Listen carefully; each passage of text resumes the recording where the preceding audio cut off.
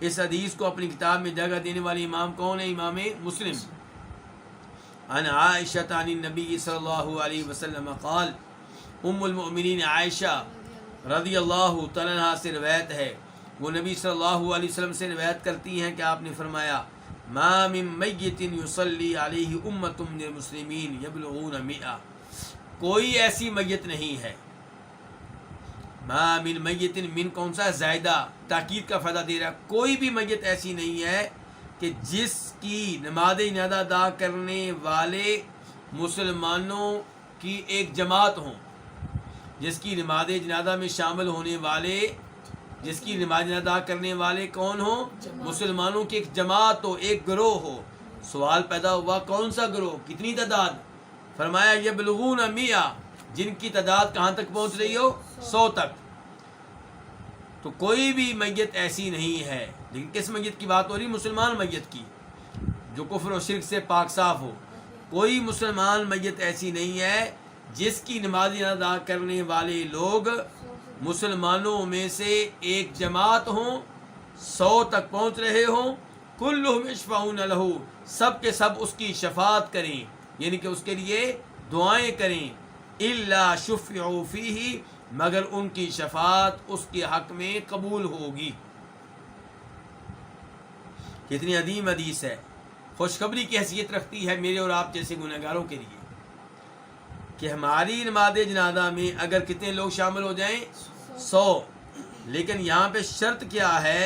100 کے 100 وہ ہوں جو کفر و شرک سے پاک ہوں، جو توحید کو اپنائے ہوئے ہوں، جو توحید و سنت پہ کاربند ہوں، اور نماز جنازہ میں خاموش نہ کھڑے ہوں بلکہ میت کے لیے دعائیں کریں۔ اور ہمارے ہاں یہی دو مسئلے ہیں، نماز جنازہ میں ایک دنیا ہوتی ہے لیکن دعا کرنے والے نہیں ہوتے، حاضری لگوانے کے لیے آتے ہیں تاکہ میت کے لواحقین پہچان لیں کہ یہ بھی ہمارے والد صاحب کی نماز جنازہ میں شریک ہوا تھا۔ دعائیں ان کو نہیں آتی، نماز جنازہ میں کیا پڑھنا ہے ان کو معلوم نہیں ہے۔ اور دوسرے نمبر پہ یہ کہ عام طور پہ لوگ وہ ہوتے ہیں جو قبروں کے پجاری ہوتے ہیں، قبروں کو سجدہ کرنے والے ہوتے ہیں، قبروں کا طواف کرنے والے ہوتے ہیں، فوت شدگان کو مدد کے لیے پکارنے والے ہوتے ہیں، فوت شدگان کے نام پہ بکرے ذبح کرنے والے ہوتے ہیں، کفر و شرک کے اوپر ہوتے ہیں۔ تو یہ حدیث مجھے اور آپ کو پیغام دے رہی ہے کہ اپنی بیٹھک وہ بنائیں جو آپ کے لیے مرنے کے بعد مفید ہو، آپ کے دوست ایسے ہوں، آپ کے تعلقات ایسے لوگوں سے ہوں جن کو یہ احساس ہو کہ ہمارا یہ بھائی فوت ہو گیا ہے، ہم نے اس کی نماز جنازہ میں پہنچ کے اس کی شفاعت کرنی ہے۔ اور ہوں بھی کون؟ توحید والے، ایسے جن کی شفاعت اللہ سننے والا ہو۔ مشرک کی شفاعت اللہ سنیں گے؟ مشرک سے تو اللہ تعالیٰ نفرت کرتے ہیں، اس کی دعا اللہ کیسے سنیں گے؟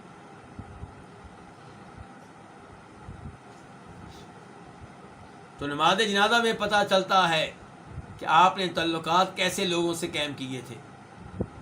اگر آپ کے تعلقات دنیا داروں سے تھے، کبیرہ گناہوں کا ارتکاب کرنے والوں سے تھے، کفر و شرک کا ارتکاب کرنے والوں سے تھے، تو یہی آپ کی نماز جنازہ میں شریک ہوں گے، جن کو دعائیں نہیں آتی ہوں گی، جن کا عقیدہ صاف ستھرا نہیں ہوگا۔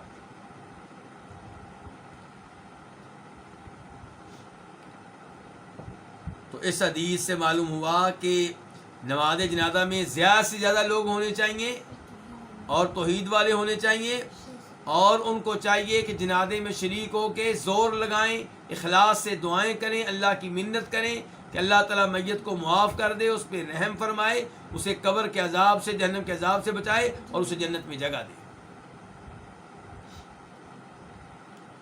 اس کے بعد حدیث نمبر 632، 632،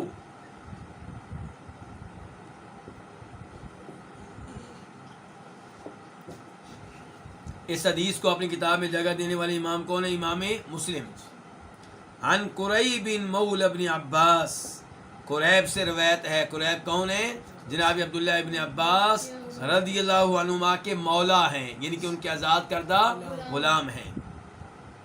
وہ روایت کرتے ہیں عبداللہ ابن عباس، جناب عبداللہ ابن عباس سے، اپنے مالک سے اور اپنے استاد سے، عبداللہ ابن عباس سے روایت کرتے ہیں کہ انہو مات ابن لہو، کہ بے شک بات یہ ہے کہ ان کا ایک بیٹا فوت ہو گیا. کن کا؟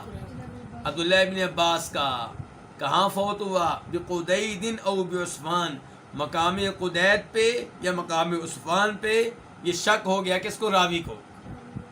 مقام قدید اور مقام عصفان یہ دونوں مقام مکہ اور مدینہ کے درمیان میں ہیں، لیکن مکہ کے زیادہ قریب ہیں. کس کی زیادہ قریب ہیں؟ مکہ کی. اور عصفان قدید کے مقابلے میں زیادہ قریب ہے مکہ کے. تو وہاں پہ بیٹا فوت ہوا کس کا؟ عبداللہ بن عباس کا. فقال، تو کہنے لگے یا قریب، اے قریب، انظر مجتمع لہ من الناس، دیکھو ان لوگوں کو، دیکھو جو جمع ہوئے ہیں، لہو اس کی خاطر. کس کی خاطر؟ بیٹے کی خاطر. من الناس لوگ، جو لوگ میرے بیٹے کی خاطر جمع ہوئے ہیں، دیکھو کتنے ہیں، چیک کر کے آؤ. قال، وہ کہتے ہیں کون؟ قریب. فخرجت، تو میں نکلا، یعنی کہ جہاں پہ میت موجود تھی، جہاں پہ عبداللہ بن عباس موجود تھے، وہاں سے میں نکلا. فَإِذَا نَاسٌ قَدِ اجْتَمَعُوا لَهُ، تو اچانک خلاف توقع کئی لوگ ہیں جو اس کے لیے جمع ہو چکے ہیں. یعنی کہ لفظ اذا کا استعمال کیا قریب نے، اور اذا کا لفظ یہاں جب کے معنی میں نہیں ہے، بلکہ اچانک اور ایسی چیز کے معنی میں ہے جو خلاف توقع. یعنی کہ لوگ جو جمع ہوئے تھے وہ قریب کی توقع کے خلاف تھے. خلاف یعنی کہ خلاف توقع لوگ ان کے لیے جمع ہو چکے تھے. فاخبرتہ، کہتے ہیں میں نے ان کو خبر دی، ان کو بات بتائی. کن کو؟ عبداللہ ابن عباس کو. فقال، تو وہ فرمانے لگے. کون؟ عبداللہ ابن عباس. تقولهم 40، تقول سے پہلے حمزہ استفہام کا مقدر ہوگا، یعنی کہ اتقول، اور تقول تدل کے معنی میں ہے آپ کیا کہتے ہیں، آپ کیا گمان کرتے ہیں وہ 40 ہوں گے؟ آپ کے خیال میں یہ لوگ کتنے ہوں گے؟ 40 ہوں گے. قال نعم، قریب نے کہا بالکل 40 تو ہیں. قال اخرجوہ، کہا اس کو نکالو. کس کو؟ میت کو، یعنی کہ نکالو، میرے بیٹے کی میت کو باہر نکالو.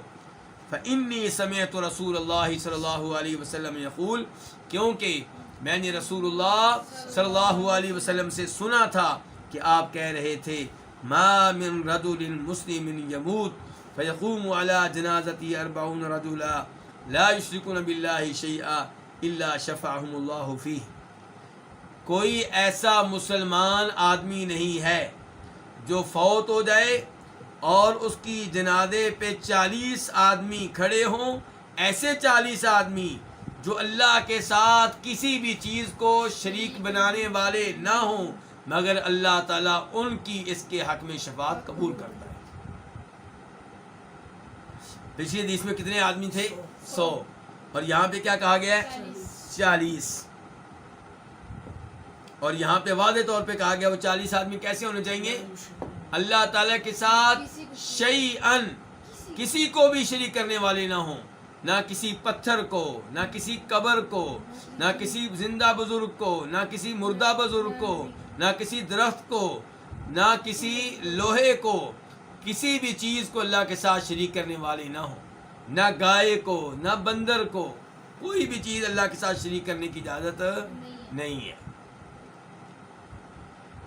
تو 40 آدمی ہوں لیکن توحیدی ہوں، یہ بہتر ہے اس سے کہ 400 ہوں لیکن کفر و شرک کرنے والے ہوں. تو پیغام اس حدیث میں بھی میرا یہی ہے آپ کے لیے، کیا؟ کہ آپ کے دوست کیسے ہونے چاہیے؟ توحیدی قسم کے، صحیح عقائد کے مالک، جو آپ کے جنازے میں شریک ہوں تو آپ کو فائدہ ہو. اور میت کے لواحقین کو چاہیے کہ وہ اس بات پہ توجہ دیں کہ ان کے والد کے جنازے میں، ان کے بھائی کے جنازے میں، ان کی بیگم کے جنازے میں، ان کی والدہ کے جنازے میں شامل ہونے والے کون ہوں؟ اہل علم، دین کا علم رکھنے والے، توحید کے اوپر کاربند لوگ. نہ یہ کہ وہ توجہ دیں کہ دنیا کو آج پتہ چل جائے کہ ہمارے ابو کے جنازے میں بڑے بڑے سیاسی لوگ آئے ہوئے تھے، بڑے بڑے آفیسر آئے ہوئے تھے. بھائی اب آخرت کا معاملہ ہے، آپ کو آفیسروں کی پڑی ہے، آپ کو عہدیداروں کی پڑی ہے، آپ کی یہ خواہش ہے کہ ہمارے والد کے جنازے میں کوئی بہت بڑا آفیسر شامل ہو، یہ عجیب خواہش ہے آپ کی. وہ آ کے کیا کرے گا؟ یہاں پہ اللہ سے بات کرنی ہے جنازے میں، اللہ سے دعائیں کرنی ہے جنازے میں. ان بیچاروں کو تو عام طور پہ دعائیں آتی نہیں ہیں. تو اس لیے آپ اپنے والد کی فوتگی اور جنازے کی خبر کن کو دیں؟ اہل علم کو، دین کے طالب علموں کو. اب سوال پیدا ہوگا کہ پچھلی حدیث میں آئے تھے کتنے لوگ؟ 100، اور یہاں پہ کتنے ذکر ہوئے ہیں؟ 40. تو دونوں کو جمع کیسے کریں گے؟ دونوں میں تطبیق کیسے دیں گے؟